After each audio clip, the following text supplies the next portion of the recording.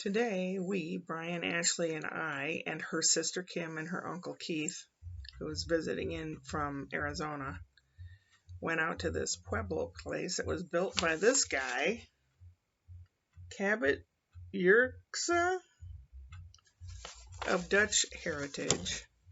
It was spelt differently, but in America, people didn't know how to pronounce it, so they put an X in there. Anyway, it was the guy was born in 1883. He's 12 years older than my grandpa, and he died in like 1963 or something. And he traveled all over the place to Alaska and here and there, and then he decided to set down and have a homestead there in the Coachella Valley in Desert Hot Springs. He built a house which is over 5,000 square feet, 4 stories high, and the rooms were tiny and the staircases were tiny. He built it with whatever he found.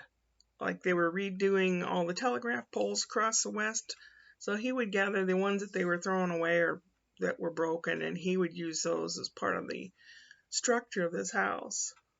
And windows, it's got over 100 and some windows, and they're little ones and big ones and odd ones, and it does have some running water to it and a bathroom in there and some lights. And his wife and child live there as well from a time period, and it's pretty interesting. I have a lot of footage, and I have to go through and try to piece something together. It's not going to be a terribly informative vlog, maybe. Maybe I can read something at the beginning and then just let the music take you through this place. Don't know. And the ceilings were low. Brian had to really be careful. But that was fun. It was 61 degrees, very sunny, and when you stood in the sun, you felt very warm, but there was a nice breeze. Then afterwards, we got food from a Syrian place,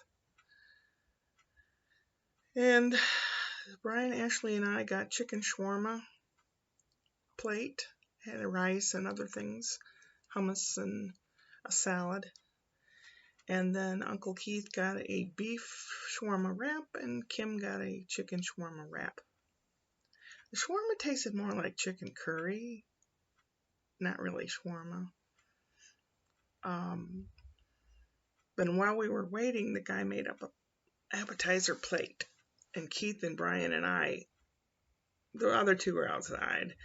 It's a little hole in the wall. It's a takeaway place, Damasco's in Yucaipa, and it has a 4.5 out of 5 rating on Yelp, and an A in the door, letter A for quality.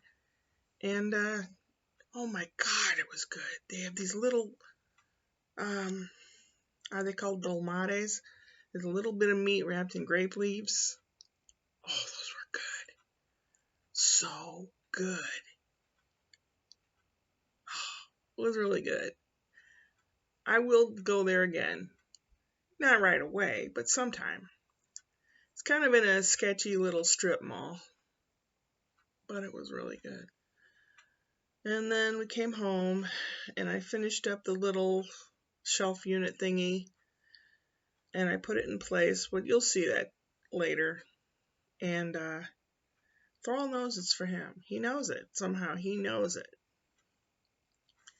It's a little ratchety looking, but it'll do. That'll do, pig. That'll do.